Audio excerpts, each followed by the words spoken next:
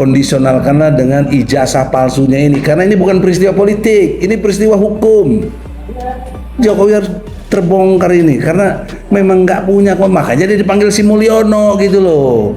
Kenapa dia dipanggil Mulyono? Karena yang punya ijazah fotonya yang dipakai Jokowi itu fotonya Hari Mulyono, adik iparnya yang istrinya sekarang dikawinin sama Usman, ketua MK. Itu asal usul Mulyono tuh dari situ, saya yang bongkar itu.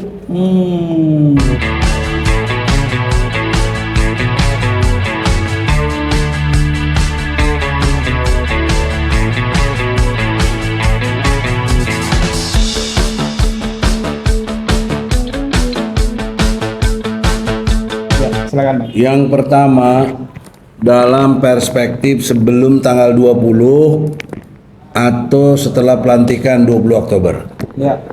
Dari sudut pandang hukum, kalau sebelum tanggal 20 Jokowi lengser dengan gerakan diturunkan atau dijatuhkan atau ditumbangkan, maka berdampak hukum adalah dia tidak berhak menyandang gelar mantan presiden. Dia narapidana. Dia harus diadili. Jadi mantan presiden itu terhormat, dapat fasilitas. Minimal sepengetahuan saya dulu zamannya SBY setelah lengser dapat 20 miliar. Dapat perumahan, dapat tetap penjagaan dan segala macam fasilitasnya. Karena dia mantan presiden. Nah, kalau dia turun baik-baik dengan penyerahan kekuasaan dengan pelantikan, ya, dia jadi mantan presiden gitu. Nikmatnya luar biasa. Waktu presidennya padahal kurang ajar gitu loh. Biadab, jahat sama rakyat. Gitu. Nah, oleh karena itu saya cenderung kalau mau ada gerakan fokus kepada sebelum ada pelantikan. Tapi jangan ada yang ganggu pelantikannya Prabowo. Tanpa Jokowi kan nggak ada masalah, yang lantik kan Mahkamah Agung. Kenapa tergantung Jokowi? Yang nggak lantik Prabowo itu Mahkamah Agung. Jadi biar berjalan. Jangan ada yang mengganggu Prabowo. Gitu. Dalam konteks kenegaraan kita. Sebab juga kalau Prabowo tidak lakukan ini dalam pengertian pemahaman seperti yang saya lakukan, itu nanti dia jadi beban. Jokowi dan Gibran tuh beban dia berat sekali. Ya. Seperti kerikil dalam sepatu, mengganggu. Kalau kerikil dalam sepatu sih bagus kerikil. Ini batu besar, jadi sepatu nggak bisa masuk. Itu gimana? Racun ya, racun. Ini bebannya berat udah. Kenapa Prabowo disumpah harus jalankan undang-undang sebaik-baiknya dan seluruhnya, sementara si Gibran anak haram konstitusi. Bagaimana dia menjalankan undang-undang itu? Ini Nur Lapong. Makanya konteksnya begitu kan tadi anak ngomong. Jadi gitu, Pak Prabowo yang terhormat, saya justru kasih jalan keluar, kondisionalkanlah dengan ijazah palsunya ini, karena ini bukan peristiwa politik, ini peristiwa hukum. Jokowi harus terbongkar ini karena memang nggak punya kok, makanya dia dipanggil si Mulyono gitu loh. Kenapa dia dipanggil Mulyono? Karena yang punya ijazah fotonya yang dipakai Jokowi itu fotonya Hari Mulyono, adik iparnya yang istrinya sekarang dikawinin sama Usman, ketua MK. Itu asal usul Mulyono tuh dari situ, saya yang bongkar itu. Bambang Tri kalau mau jujur yang bongkar sama Gus Nur lewat podcastnya itu. Saya diminta advokatnya, jabanin sampai sekarang nih, udah 2 tahun lebih saya bela dia. Kasihan Gus Nur dan Bambang Tri itu ditahan gara-gara ijazah palsunya Jokowi yang dia nggak jujur berani tampilkan dirinya. Foto dia diganti dengan foto Hari Mulyono, makanya dipanggil si Mulyono dia. Presidennya yang berarti sebenarnya presiden Mulyono mestinya, bukan Jokowi. Bukan nama aslinya dia Mulyono terus berganti jadi Jokowi? Oh, enggak. Bukan, Bang. Kalau nama aslinya ada lagi pendapat, ada Herbertus lah, ada gitu kan gitu kan. Betul. Nah, sebelum dibaptis lah, sebelum apa gitu loh. Jadi oleh karena itu dalam konteks ini kejujuran, kebenaran, keadilan terus diungkap. Caranya tadi gimana? Edukasi keberanian. Bagaimana cara edukasi keberanian? Kata orang Arif, baca Al-Baqarah 112. Karena kalau Quran pasti akurat. Kalau akurat nggak bakal salah. 100 berapa, Bang? 112. A'udzu billahi minasyaitonir rajim. Bala man aslama wajhahu lillahi wa huwa muhsinu falahu ajruhu 'inda rabbih wala khaufun 'alaihim wala hum yahzanun. Artinya Tidak, barang siapa menyerahkan diri sepenuhnya kepada Allah dan dia berbuat baik, dia mendapat pahala di sisi Tuhannya dan tidak ada rasa takut pada mereka dan mereka tidak bersedih hati, Bang. ulangi artinya aja. Artinya Jadi kurang fokus. tidak. Barang siapa menyerahkan diri sepenuhnya kepada Allah dan dia berbuat baik, dia mendapat pahala di sisi Tuhannya dan tidak ada rasa takut pada mereka dan mereka tidak bersedih hati.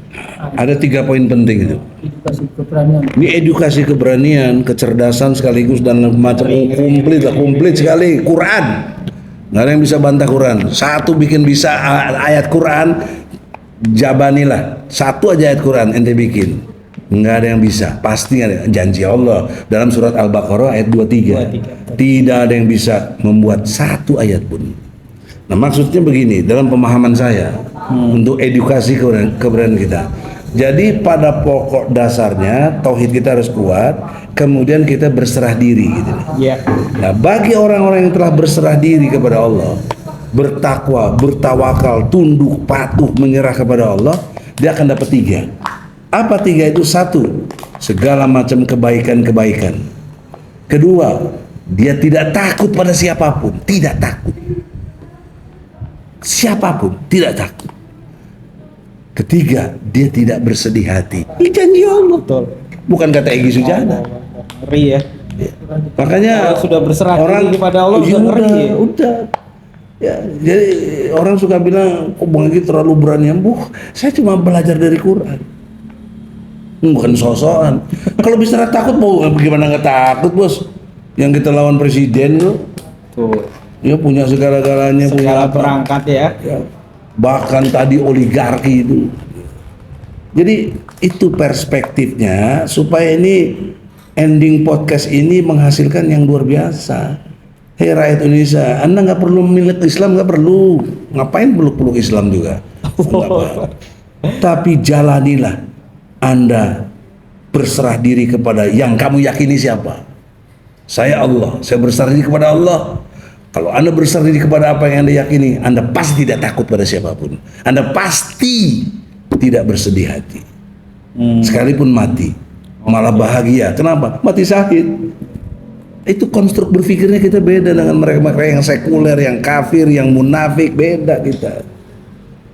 Nah oleh karena itulah drakor-drakor tadi itu sudahi dengan jiwa tauhid yang bersih sesuai dengan dasar negara Republik Indonesia adalah tauhid. Oke. Dari mana saya tahu? Pasal 29 ayat 1 UUD 45 menyatakan dengan jelas dasar negara Republik Indonesia adalah Tuhan yang Maha Esa.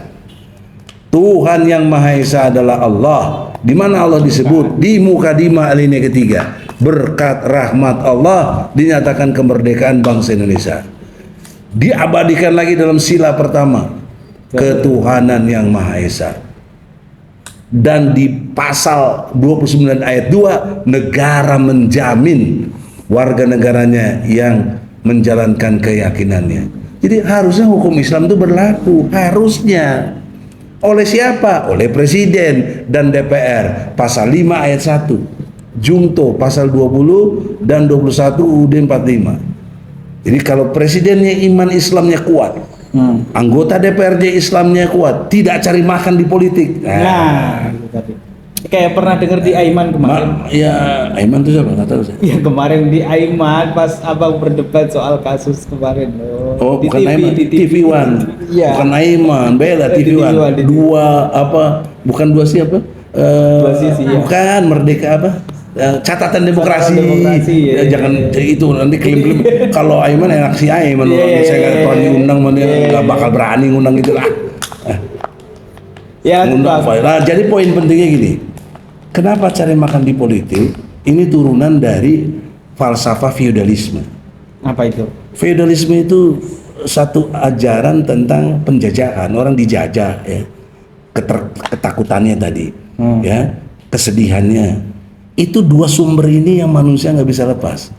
Pasti takut kepada selain Allah. Kalau dia nggak bertauhid, kalau dia musyrik, ya kan? Kalau dia tauhid, dia hanya takut pada Allah. Kemudian kalau dia kehilangan segala sesuatu karena dia tidak berserah diri kepada Allah, dia tidak bakal bisa mengucapkan innalillahi wa inna ilaihi rajiun. Lihat apa kalau keluarga ada yang meninggal, gerung-gerung kayak apa? Walaupun nggak seperti Rocky Gerung, tapi gerung-gerungannya itu, menangisnya itu, waduh, sampai ada patah hati, sampai ada yang bunuh diri juga. Itu dia tidak sanggup bersedih hati. Karena apa? Feodalisme.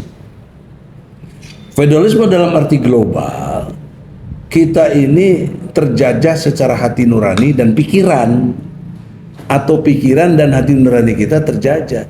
Makanya di Quran ya, nanti kalau buka-buka kan lama, tapi saya kasih tahu aja surat Toha ya, ayatnya 12, 13, 14 itu Allah perintahkan pada Nabi Musa, kalau engkau mau keluar dari kalau engkau mau masuk ke lembah suci, lembah tua namanya, tua, maka lepaskanlah kedua terompahmu. Gitu Quran. Saya mikir apa kedua terompah itu? Terompah itu kan pijakan. Nah, pijakan dalam bertindak itu pasti dua, pikiran dan perasaan. Perasaan dan pikiran itu yang membuat orang bisa bertindak. Maka kalau kamu mau masuk ke lembah suci, dekat dengan Allah, berserah diri kepada Allah, lepaskan segala bentuk ketakutan, pikiran-pikiran kita, dan hati kita tidak bersedih hati. Begitu Quran, dasar hebat Quran. Oleh karena itu, edukasi singkat bagi siapapun yang mendengar, melihat podcast ini, pelajari Al-Quran dengan baik, tadaburi dengan baik ya, untuk mengerti fungsi Quran yang sangat utama, yaitu menjadi furqan, menjadi petunjuk, menjadi bayinas, penjelas. Itu fungsi Quran. Petunjuk, penjelas, pembeda. Nah, oleh karena itu kalau kamu mau lepaskan segala bentuk drakor tadi, jadilah orang-orang yang bertauhid yang mantap, pemberani, ya, cerdas dan militan. Insya Allah. Assalamualaikum warahmatullahi wabarakatuh. Waalaikumsalam warahmatullahi wabarakatuh.